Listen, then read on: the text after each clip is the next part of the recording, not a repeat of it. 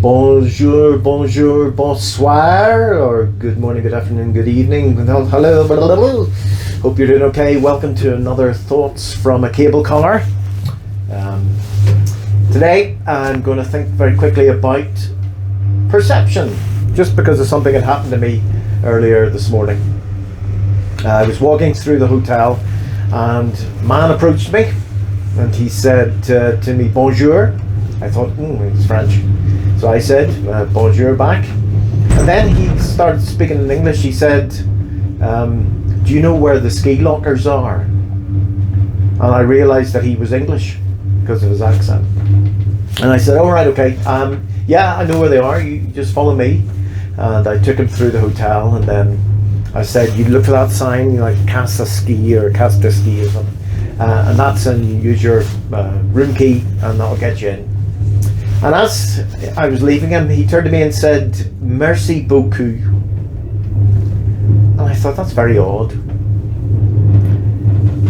If he thought I was, an English-speaking person, and I did not pick up my accent, why did he then speak to me in French? Why not say, all right, thanks very much, mate, or whatever English people say?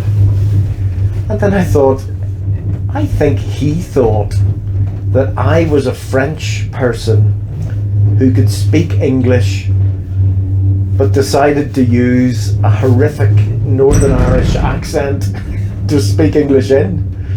Aye, alright, just go down this corridor, just turn left. Why would a French person speak English in a Northern Irish accent?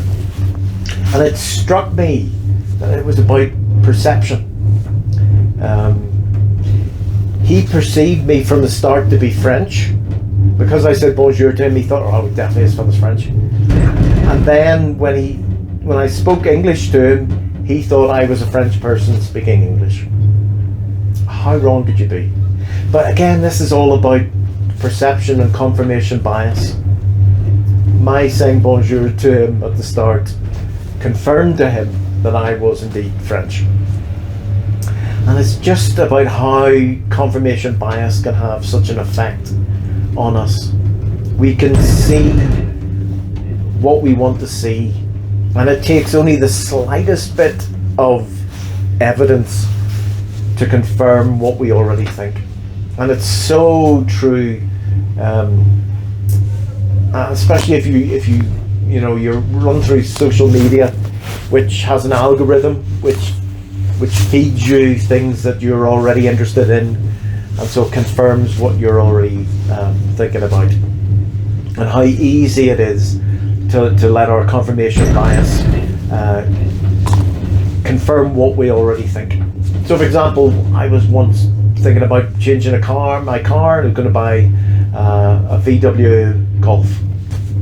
And of course, as soon as you start thinking about Golfs or looking it up on the web, you see them everywhere. And so at every roundabout, I was stuck behind a VW Golf. At every, driving down the road, I just saw nothing but Golfs. And it wasn't that there were more Golfs on the road than normal, it was just that I was seeing more than So, just be wary of confirmation bias. It can lead you all down different paths. So anyway, look, I'm coming into Cogère. Hello, bonsoir, my petit lapin. So I shall see you at some other point. So have a good day, drive safely, or be in a cable car safely, and I will speak to you some other point. Okay, au revoir.